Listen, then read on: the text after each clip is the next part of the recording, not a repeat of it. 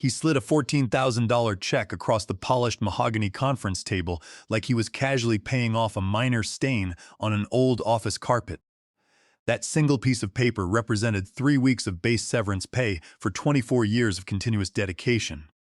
Chadwick Thornton, our newly appointed chief executive officer, tapped the crisp edge of the bank draft with one manicured index finger, maintaining a posture of absolute corporate indifference. Sign the voluntary resignation release form now, Gerald, or walk out those glass doors today with zero compensation. We are streamlining our executive matrix, reducing senior overhead, and pivoting toward next-generation digital leadership. 3 weeks of base salary. That was the precise financial valuation they assigned to my entire professional career at 4:17 on a humid Friday afternoon. Sitting inside the executive suite was our corporate human resources director, Brenda Miller, who remained completely motionless in her chair, and our chief financial officer, Leland Palmer, who pretended to examine his financial spreadsheets, as though this ambush was merely a routine accounting correction rather than a cold, calculated personal betrayal. I did not reach across the table to grab the check. I simply stared at the printed figures, then shifted my gaze to Chadwick's custom gold wristwatch, and finally looked directly over at Brenda, who kept her eyes glued firmly to her legal pad as if avoiding eye contact could somehow absolve her of moral responsibility for the execution.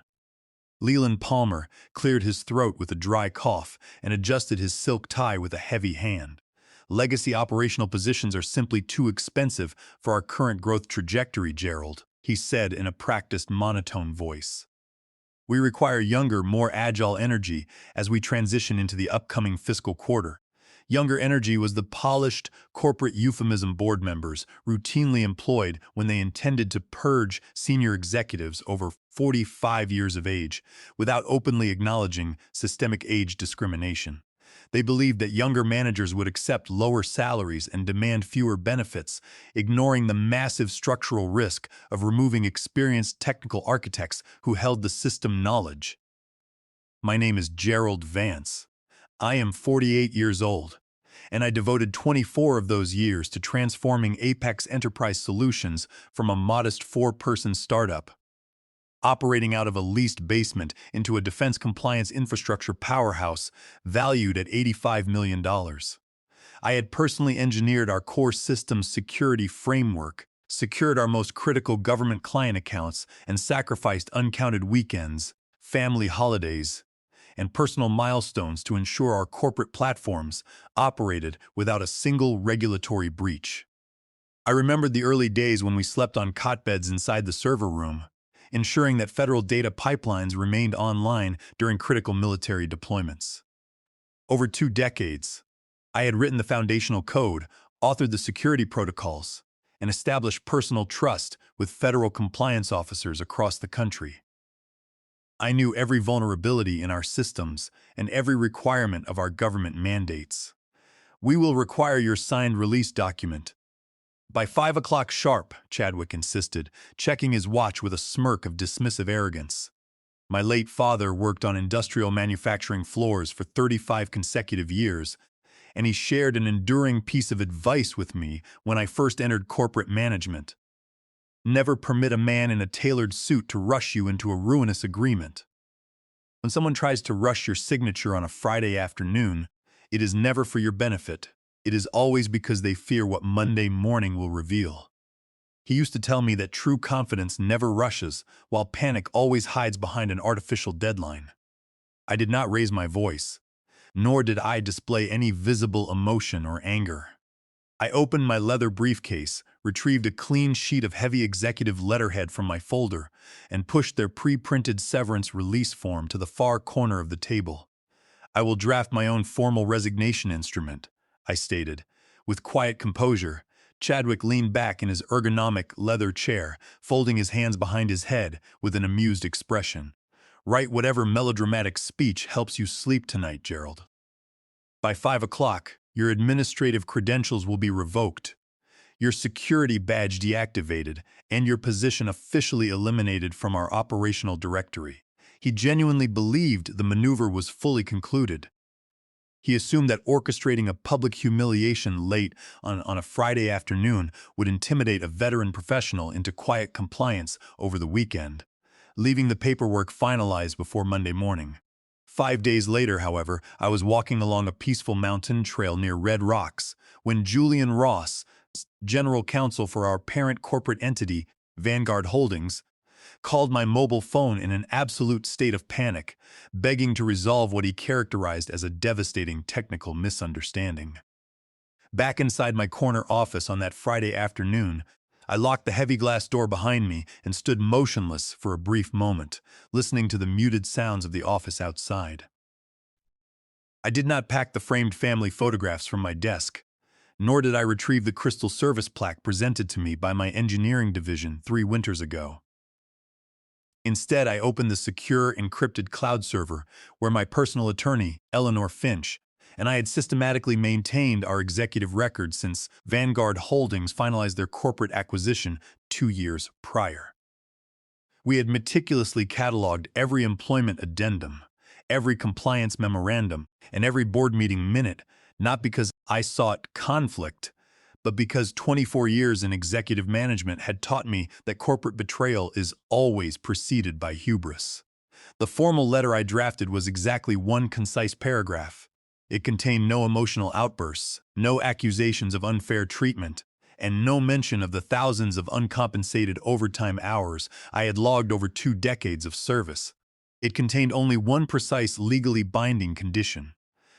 My resignation would become effective if and only after full financial satisfaction of all change in control equity vesting schedules, executive bonus guarantees, deferred compensation balances, and statutory severance protections defined under our executed 1919 executive agreement and applicable state employment statutes. To an unobservant human resources manager like Brenda, the document appeared to be nothing more than a routine, formal resignation letter. At 4:57 afternoon, I walked into the HR suite and handed the single page directly to Brenda Miller. She skimmed the opening line, caught the word resignation, and gave me the brief, uncomfortable nod people offer when they want an awkward situation to terminate immediately. We will process your final check for the 3 weeks and mail it to your home address early next week, Gerald, she said, still refusing to look up from her desk. Please ensure your general counsel reviews the complete text of the document before Monday morning, I replied calmly. Then I turned and walked out of the corporate headquarters. The automatic glass doors glided closed behind me with a soft pneumatic hiss, and as I stepped into the cool mountain air, I felt completely serene. Chadwick and Leland believed they had unilaterally dictated my exit price. In truth, they had just executed a massive binding financial invoice, and they lacked the operational intelligence to realize it before the weekend arrived. Saturday passed in absolute stillness across the corporate network, which revealed far more to me than any panicked email stream ever could. Had Chadwick Thornton and Leland Palmer properly planned for my operational departure, the transition sequence would have been orchestrated with seamless technical precision. Instead, my personal phone began vibrating continuously on my kitchen counter throughout Saturday and Sunday while I pruned the rose bushes in my garden and enjoyed a peaceful weekend. I intentionally refrained from answering every incoming call, not out of petty malice, but because I had spent the past 8 months explicitly warning the board that our cornerstone federal compliance bridge, known internally as the Sentinel Protocol, could not operate without cryptographically authenticated administrative sign-offs. The Sentinel Protocol was not merely an auxiliary software application. It was the primary secure compliance engine connecting Apex Enterprise Solutions to multi-million-dollar government contracts across defense and transportation sectors. It governed real-time security clearances, automated data integrity verification, and mandatory statutory reporting requirements for federal agencies. The platform processed millions of encrypted transactions daily, maintaining zero-trust architecture that satisfied strict federal oversight standards. Every federal contract required a certified primary technical authority to issue cryptographic validation tokens every 72 hours. Chadwick had treated replacing an executive architect like swapping out a broken desk chair, assuming that a 26-year-old junior hire named Troy Lawson could manage complex federal compliance systems without appropriate security clearances, specialized training, or documented handoffs. Chadwick had bypassed mandatory transition protocols, ignored statutory handoff requirements, and unilaterally revoked my root administrative access at 5:15 on Friday evening. He had assumed that administrator access was merely a set of user passwords rather than an intricate, multi-factor cryptographic architecture. On Monday morning, I formally exercised my explicit contractual entitlement under our corporate employee handbook to utilize my accrued 60 days of unused paid time off. Under the conditional resignation agreement accepted and filed by HR, my legal employment status remained fully active during this paid leave period, while my settlement conditions were under review by corporate legal authorities. This strategic move protected my active employee status while preventing management from asserting that I had abandoned my position without notice. It also meant that any unilateral attempt to terminate my access during accrued leave constituted an immediate breach of contract under state employment regulations, exposing the firm to severe statutory penalties. I knew that keeping my legal employment active left the burden of proof entirely on management. By Tuesday afternoon, the tone of corporate communications changed dramatically. The initial text messages from department managers had sounded mildly irritated, demanding immediate administrative password resets and system overrides. By midday Tuesday, however, the messages became increasingly frantic. Sentinel Protocol handshake failed. Department of Defense portal throwing critical authentication errors. Master security certificates locked out. Urgent system restoration required immediately. Federal contracting officers were now requesting emergency status updates regarding compliance outages, warning that administrative lockouts violated federal procurement standards. If the compliance bridge remained dark for another 24 hours, automatic statutory contract cancellation proceedings would initiate. At 2:15 on Tuesday afternoon, my mobile phone rang with an incoming call from Julian Ross, General Counsel at Vanguard Holdings, our parent corporate entity located in Boston. Chief legal officers at major national holding corporations do not make direct phone calls to departing subsidiary executives unless corporate assets are actively burning down. Mr. Vance, Julian began over the line, making a noticeable effort to maintain a calm, diplomatic tone. We appear to have encountered a temporary technical misunderstanding regarding the operational handoff of the Sentinel Protocol following your departure on Friday afternoon. I continued walking along the Red Rocks mountain trail, taking in the panoramic view of the red sandstone monoliths and the valley below. I am afraid I am currently unavailable for operational technical consultations, Julian. I replied with measured calm. A prolonged, heavy silence settled over the line before Julian spoke again, his voice dropping into a tense tone. Gerald, we require your physical presence on an emergency technical consultation conference today. The security bridges for 3 primary federal government accounts are currently experiencing automated system lockouts. If these lockouts persist past 72 hours, federal contract regulations will mandate formal default notifications and immediate financial audit sanctions.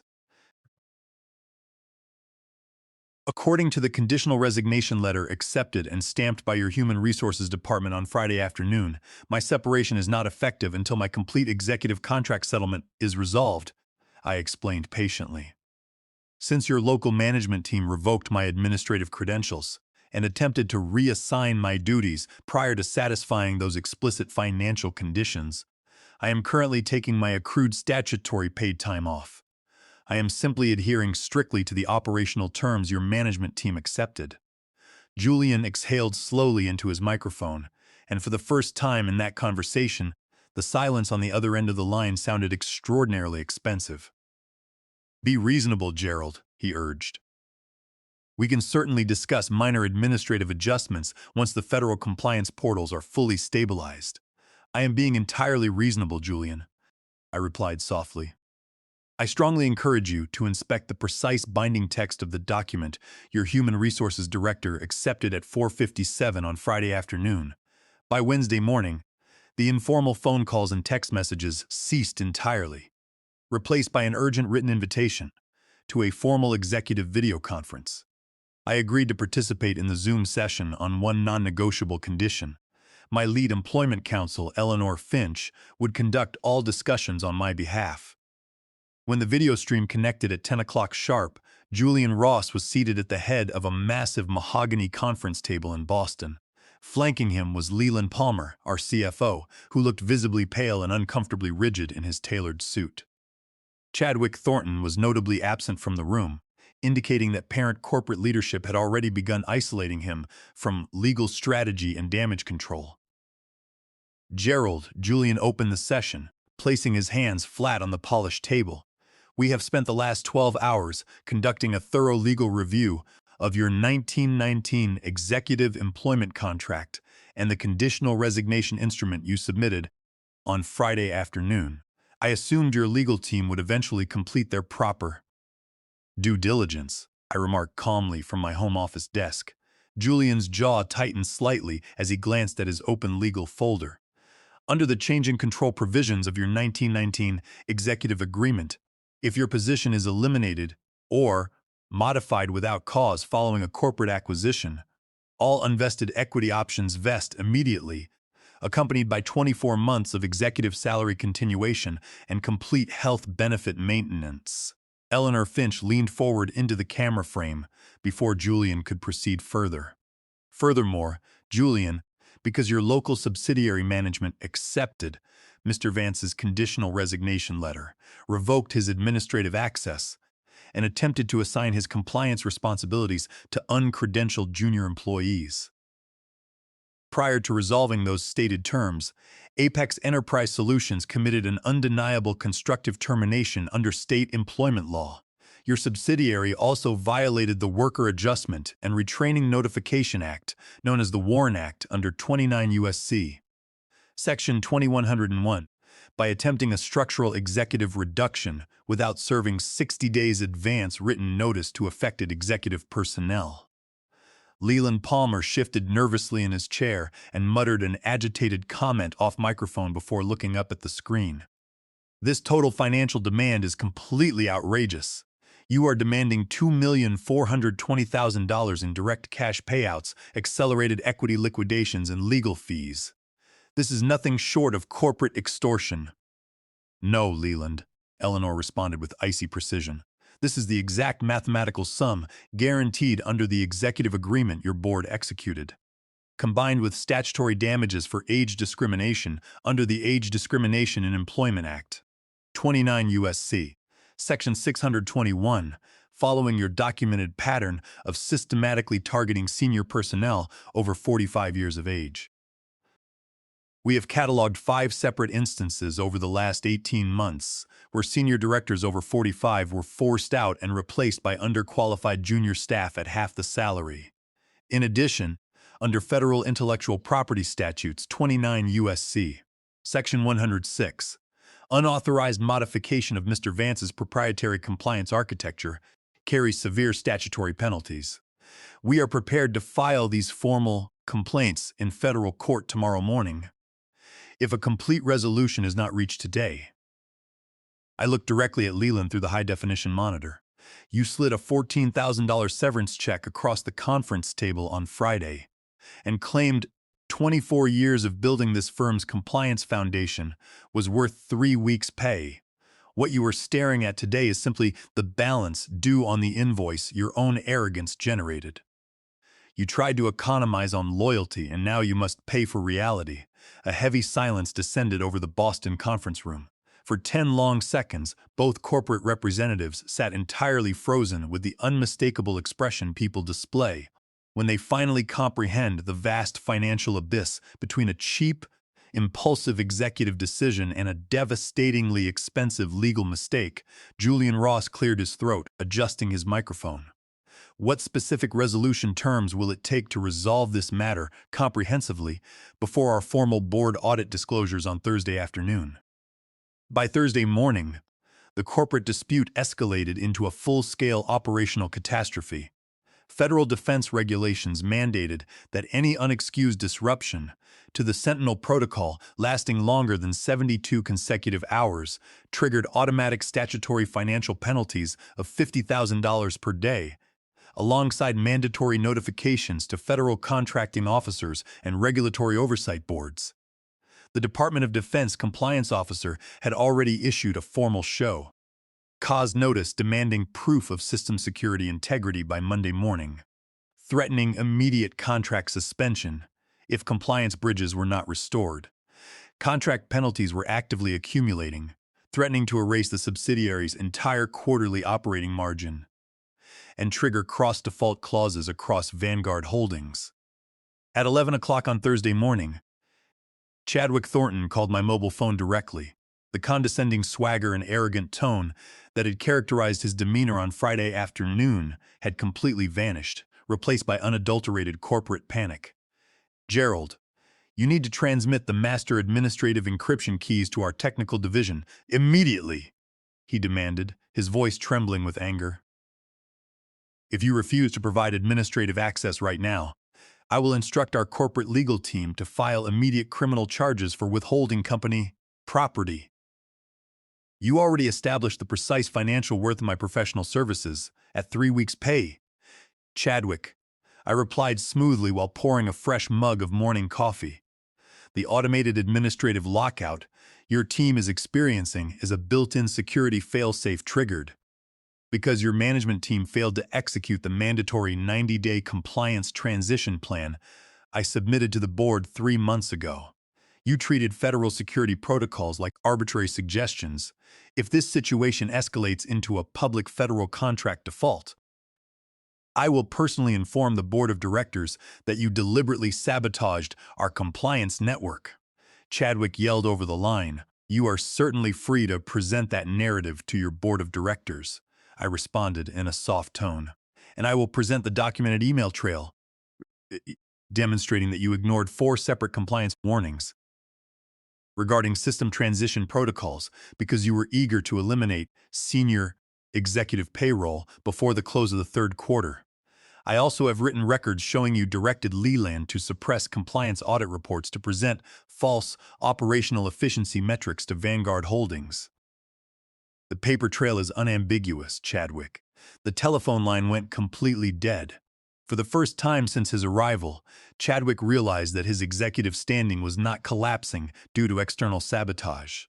It was crumbling under the weight of his own documented incompetence and fraudulent representations. By Friday morning, parent corporation leadership ceased treating the dispute as a minor subsidiary management issue. Victoria Caldwell, the chief executive officer of Vanguard Holdings, arrived in Denver on her private corporate aircraft before sunrise. She did not contact Chadwick or Leland upon arrival. She reached out directly to Eleanor Finch to arrange an immediate executive settlement conference. When the video conference convened at 9 o'clock sharp, Victoria Caldwell appeared on screen alongside Julian Ross and an independent lead director from Vanguard's Internal Audit Committee. Chadwick Thornton was entirely excluded from the proceedings. "Mr. Vance," Victoria began, her voice crisp, commanding, and unencumbered by corporate platitudes. "I have personally conducted an exhaustive audit of your executive contract files, your compliance documentation, and the age discrimination paper trail your legal counsel submitted. I now understand completely why this operational failure has become far more expensive than my local subsidiary," executives reported. "That is an accurate assessment of the reality, Ms. Caldwell," I answered calmly. "We require the Sentinel protocol restored and certified before national financial markets open." On Monday morning, Victoria continued directly. "I am fully prepared to authorize the complete contractual settlement payout of $2,420,000, including all accumulated legal expenses. However, I will not allow a departing subsidiary executive to dictate internal corporate governance or executive board assignments." I leaned forward, looking directly into the camera. "Ms. Caldwell, if Chadwick Thornton remains an operational authority at Apex Enterprise Solutions, your holding corporation will learn nothing from this crisis. My former technical division will continue working under constant threat of arbitrary retaliation and your board will inevitably face another catastrophic compliance failure the next time he decides to eliminate a senior professional to inflate short-term profit margins. The conference room fell into complete silence. Victoria analyzed my expression for several moments, then turned to hold a private, unmute consultation with her audit committee director. When she returned to the microphone, her posture had shifted from defensive corporate posture to decisive strategic calculation. Seasoned corporate leaders do not defend failing subsidiary executives once those executives transform into unmanageable financial liabilities. I will not publicly terminate a sitting subsidiary CEO under external demand, Victoria declared with calm authority. However, effective immediately, Chadwick Thornton will be placed on mandatory, indefinite non-operational administrative leave pending an expedited forensic accounting audit. And who will assume interim operational direction over the technical division? I inquired. That depends entirely on whether anyone within your current subsidiary organization possesses the technical competence required to stabilize our government contracts. Victoria responded, Gavin Miller. I answered without a moment of hesitation. He has served as senior systems architect for 14 years. He thoroughly understands the Sentinel protocol infrastructure. He commands the complete respect of the entire technical staff, and he possesses the specialized knowledge required to resolve the federal compliance lockouts. And before you inquire, yes, he was also placed on Chadwick's prospective payroll reduction list last month. Victoria glanced down at her audit documentation. Gavin Miller turned 41 years old last month, did he not? Yes, he did, I confirmed, which appears to represent the exact demographic age threshold your local subsidiary management targeted for systematic elimination. Victoria nodded once with absolute finality. Gavin Miller will be appointed Interim Director of Technical Operations effective immediately. Chadwick Thornton will be escorted from the building. The full contractual settlement terms are approved. The finalized executive settlement documentation arrived in my electronic inbox at 6:15 on Friday evening. I thoroughly reviewed every clause alongside Eleanor Finch. A total financial recovery of $2,420,000, complete reimbursement of all legal fees, a glowing neutral employment reference letter executed by Victoria Caldwell, formal written confirmation that my departure was entirely without cause, and a binding mutual non-disparagement covenant protecting my professional reputation. The settlement agreement also included explicit indemnification clauses protecting me against any future operational claims related to the Sentinel protocol transition. Once all formal signatures were executed by Victoria Caldwell, Julian Ross, Eleanor Finch, and myself, I authorized the secure transmission of the Master Administrative Transition Package. I did not send the encryption keys to Chadwick or Leland. I transmitted them directly to Gavin Miller through our encrypted technical channel. I included detailed operational handbooks and step-by-step restoration instructions to ensure a flawless certification process. 9 minutes later, my mobile phone rang. It was Gavin, his voice trembling with deep emotion and profound relief. Gerald, he choked back tears over the line. The Sentinel protocol is completely operational. Every federal compliance portal is showing green status across the board.